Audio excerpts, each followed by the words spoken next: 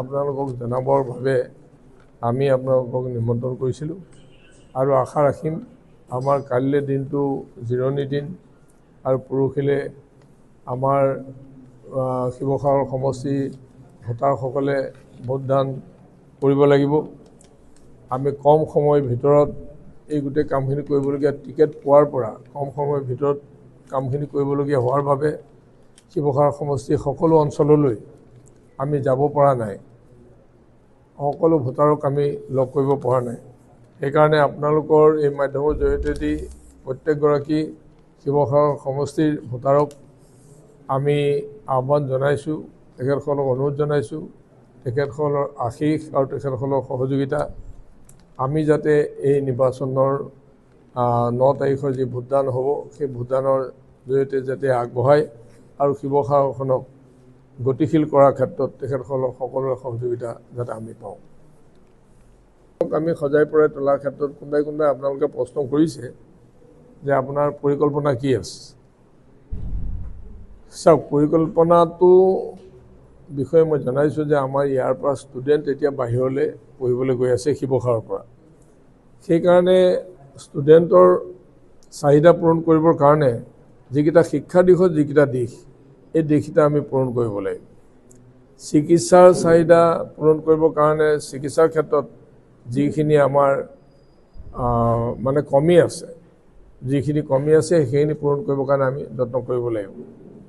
আৰু এই জেগাটুকুৰা শিৱসাগৰ জেগাটুকুৰা wetland, major part is wetland area, আৰু সেইটোত আমি ৱেটলেণ্ডত যিখিনি আমাৰ ইয়াত ইণ্ডাষ্ট্ৰী হ'ব পাৰে, কৃষিভিত্তিক ইণ্ডাষ্ট্ৰী যিখিনি হ'ব পাৰে, আমি 3টা ইয়াত মুখ আছে, দিচাংমুখ, দিখৌমুখ আৰু জাঁজিমুখ, মাজত দৰিকা আৰু মিটং আছে। তো ইয়াত ব্ৰহ্মপুত্ৰখন যিহেতু লাগি আছে, সেইকাৰণে ইয়াত এটা খুব ভাল মানে ৰিভাৰ ক্ষেত্ৰত মানে আমি ৰিভাৰৰ ক্ষেত্ৰত আমি বহুত সহায় হোৱাকৈ বহুত ধৰণৰ আমি স্কিম ল'ব পাৰিম।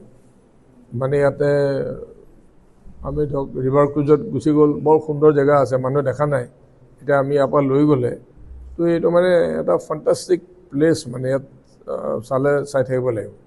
আজি যে গোৱাতে ইমান ধুনীয়া জেগা আছে বা ক'ৰবাত আছে এইটো নহয়, আমাৰ ইয়াততো most beautiful area we have with আছ, সেইটো কিন্তু মানুহে দেখা নাই। এতিয়া সেইকাৰণে সেইবিলাক আমি কৰিব পাৰোঁ, হিষ্ট্ৰিকেল টুৰিজিম আমি কৰিব পাৰোঁ, প্লেন টি টুৰিজিম আমি কৰিব পাৰোঁ। আমি ইয়াতে আপোনাৰ এডুকেশ্যনৰ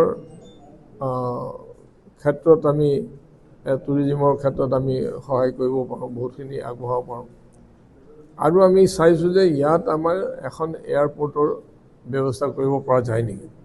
তেনেকুৱা লেণ্ড আছে, হাইলেণ্ড, আমাৰ শিৱসাগৰত নপৰিব, কিন্তু আশে পাশে তেনেকুৱা হাইলেণ্ড আছে, যিটো হাইলেণ্ডত আমি এখন এয়াৰপৰ্ট আমি বিচাৰিব পাৰোঁ। এইটো কাৰণে যে আমি চাউথ ইষ্ট এছিয়ালৈ the most nearest place is nearest point is Sivasagar.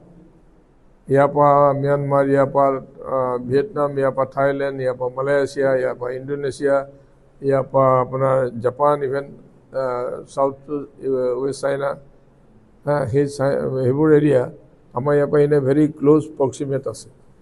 তো সেইকাৰণে তেনেকুৱা ধৰণৰ ইয়াতে বহুত ভাবিব পৰা যায়। আৰু আমি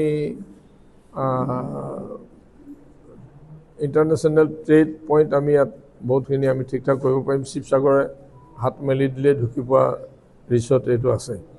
সেইকাৰণে এই কথাখিনিকে মই ভাবিছিলোঁ যে আজি আপোনালোকক নিমন্ত্ৰণ কৰি পেলাই আমি এই কথাখিনি দাঙি ধৰোঁ, আৰু ইয়াতে আপোনালোকৰ জৰিয়তেদি এই কথাখিনি আমাৰ ভোটাৰ ৰাইজৰ আগতো আমি যাতে মেলি দিব পাৰোঁ, এইখিনি কথাই। ধন্যবাদ।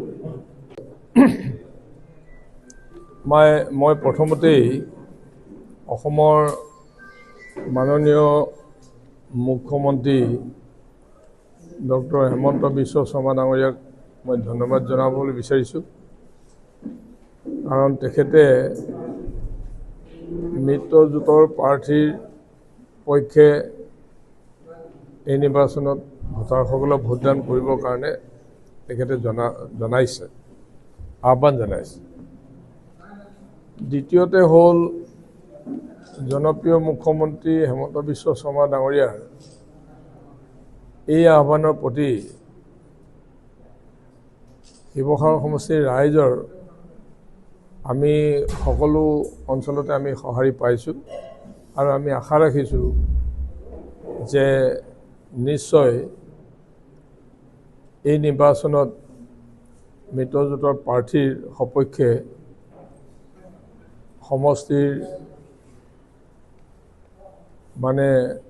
সমষ্টিৰ ভোটদাতাই তেখেতসকলে মুকলি মনেৰে ভোটদান কৰি পেলাই মিত্ৰজোঁটৰ প্ৰাৰ্থীক জয়যুক্ত কৰিব। তৃতীয় কথাটো হ'ল মাননীয় মুখ্যমন্ত্ৰী মহোদয়ে নাজিৰাৰ সভাত নিৰ্বাচনী সভাত তেখেতে দিয়া মন্তব্যটো হ'ল যে পুনৰ ডিলিমিটেশ্যন হ'ব 2027 আৰু 29 আৰু তাত 63খন আসন আৰু বৃদ্ধি হ'ব। তেতিয়া আমগুৰি সমষ্টিটো ঘূৰাই ৰাইজে আমগুৰি সমষ্টিবাসীয়ে পুনৰ ঘূৰাই পাব, এই কথাটো তেখেতে জনাইছে, যিটোৰ সঁহাৰিয়ে আমগুৰি সমষ্টিৰ ভোটাৰসকলক আৰু শিৱসাগৰ সমষ্টিৰ ভোটাৰসকলকো আনন্দিত কৰিছে। লগতে তেখেতে জনাইছে যে আমগুৰিত থকা কোনো চৰকাৰী কাৰ্যালয় ইয়াৰ পৰা আঁতৰাই নিয়া নহয়, বৰঞ্চ ইয়াত আৰু কাৰ্যালয় প্ৰতিষ্ঠা কৰাৰ বিষয়ে তেখেতে চিন্তা কৰিছে। এতিয়া এই বিষয়কেইটা মই আপোনালোকৰ আগত দাঙি ধৰিছোঁ। আৰু শেষত আৰু এটা অতি গুৰুত্বপূৰ্ণ কথা, সেইটো হ'ল যে শিৱসাগৰ ঐতিহ্যপূৰ্ণ এই শিৱসাগৰখনৰ সংৰক্ষণ সংবৰ্ধন, এইটো বিজ্ঞান প্ৰযুক্তিৰে সুন্দৰকৈ স্বৰ্গদেউসকলৰ এই ৰাজধানীখনক নিৰ্মাণ কৰি পেলাই উলিয়াই জনসাধাৰণৰ সন্মুখলৈ অনা, যিটো আমি আৰম্ভণিৰ পৰা কৈ আছোঁ, সেইটোৰ ক্ষেত্ৰতো ভাৰতবৰ্ষৰ প্ৰধানমন্ত্ৰী নৰেন্দ্ৰ মোদী ডাঙৰীয়া আৰু অসমৰ মাননীয় মুখ্যমন্ত্ৰী হেমন্ত বিশ্ব শৰ্মা ডাঙৰীয়াৰ ভাৰতখনক সজাই পৰাই তোলা আৰু অসমখনক নতুনকৈ সজাই পৰাই তোলা যিটো পৰিকল্পনা, সেই পৰিকল্পনাৰ অধীনলৈ আনি পেলাই এখন নতুনকৈ ইয়াক সুন্দৰভাৱে নিৰ্মাণ কৰাৰ বাবে আমি আগবাঢ়ি যোৱা এই বিষয়টো আপোনালোকৰ আগত আমি অৱগত কৰিছোঁ। নহয়,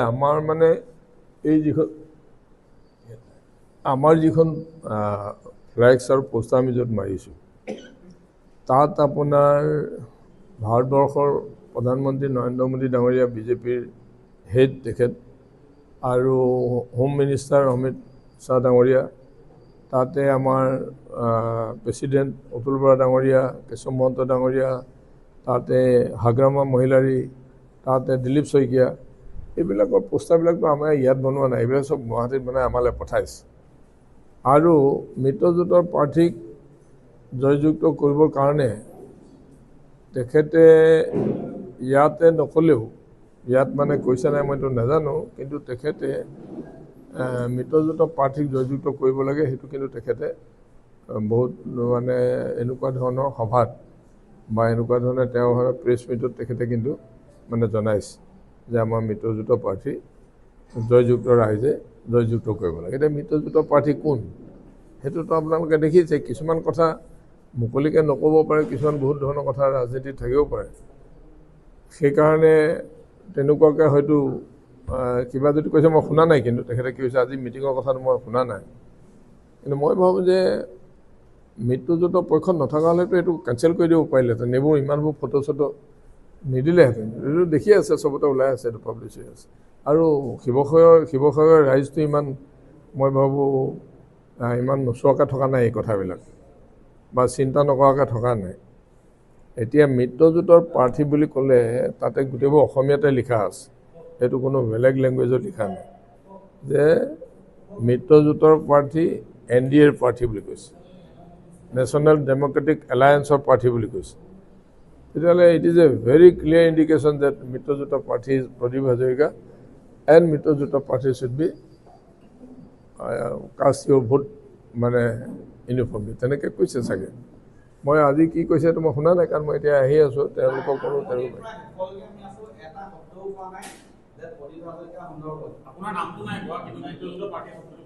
আৰে সেইটোৱে কথাটো মানে নামটো নালাগে বাৰু নামটোতো ইয়াতে ওলাই আছে কিন্তু মিত্ৰজোঁটৰ পাৰ্টিটো মানেই নামটো প্ৰতিভাজয়িকা মিত্ৰজোঁটৰ পাৰ্টি কোন আছে এতিয়া সেইটোৱেই কথা মানে এজন ৰাইজৰ প্ৰতিনিধিয়ে জনসাধাৰণলৈ সদায় সঁচা কথাটো পঠিয়াব লাগে এতিয়া বিধানসভাত প্ৰচিডিংবিলাক চালে মানে ওলাব এইটো এতিয়া ইয়াতে মাটি কেনেকৈ লৈছে আমাৰ ইয়াত ডিষ্ট্ৰিক্ট এডমিনিষ্ট্ৰেশ্যনৰ লগত কথা পাতিলে এইটো কৈ দিব যে মাটি কোনে লৈছে মাটি কেনেকুৱা ধৰণে ইয়াত দিয়া হৈছে আৰু পইচা কোনে দিছে কেতিয়া দিছে এইবিলাক সব ৰেকৰ্ড আছে দুটা ৰেকৰ্ডটো চালে 2 মিনিটত ওলাই যাব কিন্তু এতিয়া মানুহবিলাকক যদি মই প্ৰতিভাজয়িকা যদি ভাবোঁ যে আমাৰ ইয়াৰ মানুহবিলাকৰ নিচিনা আৰু মূৰ্খ মানুহ নাই যে মই যিটোকে ক'ম সেইটোকে তেওঁলোকে মানি ল'ম তেতিয়াতো কোনো উপায় নাই এতিয়া এজন বিধায়কে কোৱা কথাটো মানে এটা হেৰি থাকিব লাগে তাত মানে এটা ৱেট থাকিব লাগে এতিয়া এইবিলাক কথা মৰ্যাদা সম্পন্ন হ'লে ভাল এতিয়া এইবিলাকতো উলিয়াবলৈ 2 ছেকেণ্ড নালাগে ইয়াৰ ৰেকৰ্ড আপোনালোকে সবে হাতে হাতে পাই যাব এইবিলাক কেনেকৈ হৈ আছে আৰু এইবিলাক আমি ইয়াত কেনেকৈ প্ৰথম আৰম্ভ হৈছিলে এইবিলাকৰ ফটো আছে এতিয়া সেইকাৰণে এতিয়া ময়ো কৈ দিব পাৰোঁ যে এই ঘৰটো মই বনাইছোঁ এতিয়া মালিকে হয়তো পিছতে ক'ব মই যদি কৈ দিওঁ এতিয়া যে এইটো য'ত আপোনালোকে এতিয়া প্লেচমেণ্ট কৰি আছে এইটো মোৰ ঘৰ মালিকে এখন বুজাই থাকিব লাগিব ধেৰ মানুহ প্ৰতিভাজয়িকা এনেকৈ ক'লে এইটো ভুল হয় দিছ আৰ অল ফানি থিং